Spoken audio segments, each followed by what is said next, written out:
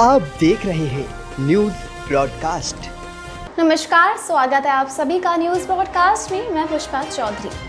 तो रुक करते हैं अब तक की ताज़ा खबरों की। और काबुल हवाई अड्डे पर सीरियल ब्लास्ट की भारत ने की निंदा। कहा, आतंक के खिलाफ एक साथ आने की ज़रूरत है। जी आपको बता दें कि भारत ने गुरुवार को काबुल हवाई अड्डे के पास हुए घातक बम धमाकों की कड़ी निंदा की और कहा कि इन धमाकों ने एक बार फिर उस आवश्यकता को उजागर किया है कि आतंक के विरुद्ध दुनिया को एक साथ आने की ज़रूरत है।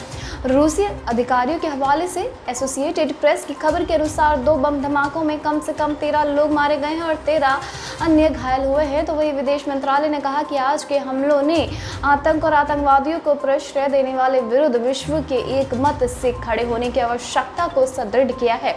मंत्रालय ने हमलों में मारे गए लोगों के परिजनों के प्रति संवेदना भी प्रकट की।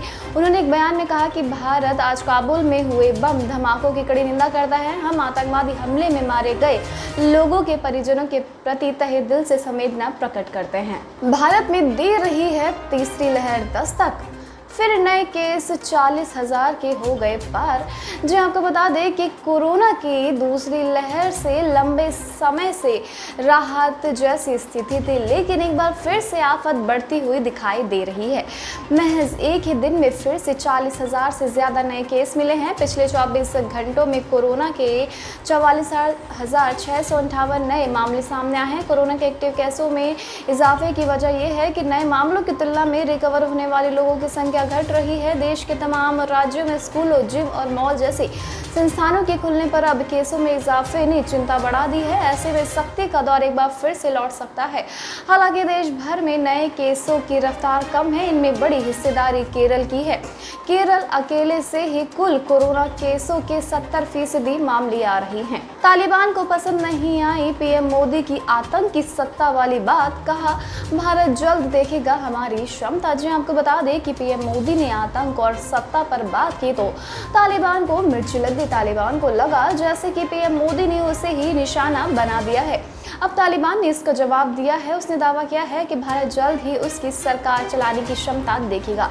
तालिबान ने पीएम मोदी के शब्दों को चुनौती के रूप में लेते हुए दावा किया है कि वो सफल रहेगा। आतंकी संगठन के प्रमुख नेता शहाबुद्दीन दिलावर ने पीएम मोदी के बयान पर रिएक्शन देते हुए कहा कि भारत जल्द देखेगा कि तालिबान देश को ठीक तरीके से चला सकता है। बता दें कि पीएम नरेंद्र मोदी ने सोमनाथ मंदिर से जुड़े कई विकास कार्यों का उद्घाटन करते हुए तालिबान का जिक्र किए बिना ये बात कही थी। बॉलीवुड एक्टर सोनू सूद से होगी अरविंद केजरीवाल की मुलाकात। पंजाब चुनाव से जोड़ा जा रहा है ये कनेक्शन।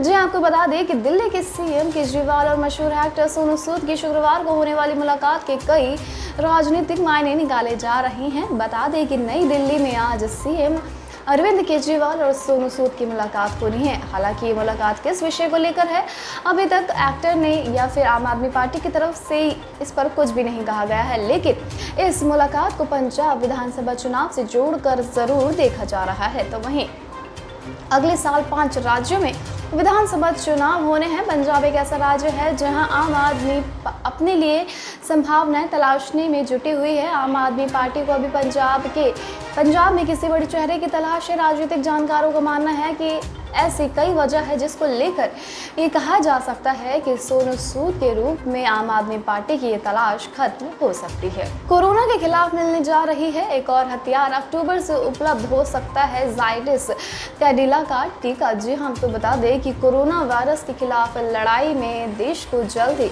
जायडस कैडिला टीके के रूप में एक और बड़ा हथियार मिलने जा रहा है। केंद्र सरकार को उम्मीद है कि जायडस कैडिला का सुई रहित कोविड-19 टीका ज़ाइकोव डी अक्टूबर के पहले सप्ताह से उपलब्ध हो जाएगा। सरकार ने गुरुवार को कहा कि इस बारे में अभी फैसला नहीं किया गया है कि सभी बच्चों को या पहले से किसी अन्य बीमारी से पीड़ित बच्चों को प्राथमिकता के आधार पर टीके दिए जाएंगे। औषधि नियामक ने स्वदेश में विकसित ज़ाइकोव डी को शुक्रवार को आपात ज़रूरी मंजूरी दी है। इसके साथ ये देश का पहला टीका बन जाएगा जो 12 से 18 साल के किशोरों को दिया जाएगा।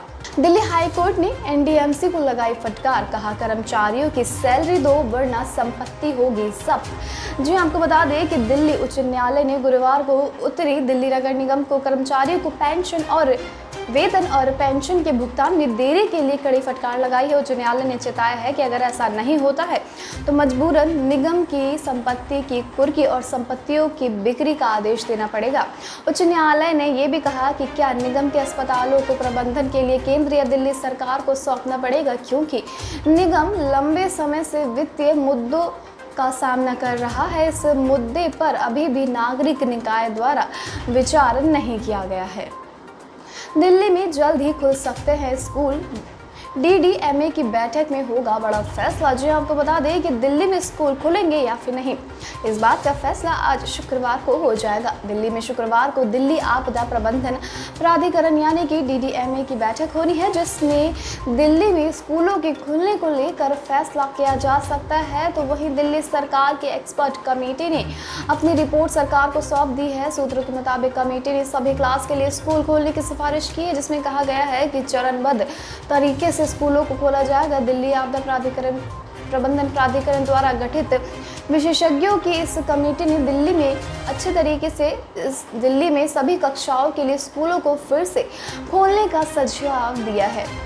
यूपी के फिरोजाबाद में कोरोना की तीसरी लहर की आशंका, बुखार से 5 बच्चों की हो गई मौत। जी आपको बता दें कि यूपी के फिरोजाबाद में कोरोना की तीसरी लहर की आशंका से हड़कंप मचा हुआ है। दरअसल यहां बुखार आने से अब तक 5 बच्चों की मौत हो चुकी है।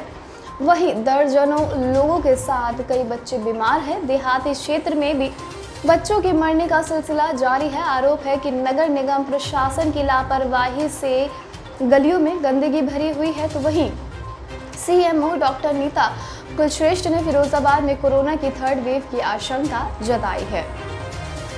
गुरुग्राम, फरीदाबाद सहित हरियाणा में स्थायी कर्मचारियों के लिए अच्छी खबर। महंगाई के अनुसार बढ़ता रहेगा मानदेय। जो आपको बता दें कि हरियाणा के विभिन्न महकमों और बोर्ड निगमों में लगे कच्चे कर्मचारियों के लिए राहत की खबर है। प्रदेश में जल्द ही DC रेट बदले जाएंगे। पूरे प्रदेश का न्यूनतम बेसिक DC रेट निर्धारित होगा। इसके अलावा राष्ट्रीय राजधानी क्षेत्र यानी कि NCR और दूसरे जिलों में कास्ट ऑफ लिविंग को देखते हुए स्लैब बनाकर नए DC रेट तय किए जाएंगे। DC रेट में महंगाई दर के अनुसार इजाफा होता रहेगा। तो वहीं भारतीय मजदूर संघ के साथ बृहस्पतिवार को हुई बैठक में CM ने निर्देश दिया, झज्जर के झाड़ली में ESI डिस्पेंसरी खोली जाएगी। इसके अलावा पैक्स कर्मचारियों को एक्सग्रेसिया का लाभ भी दिया जाएगा।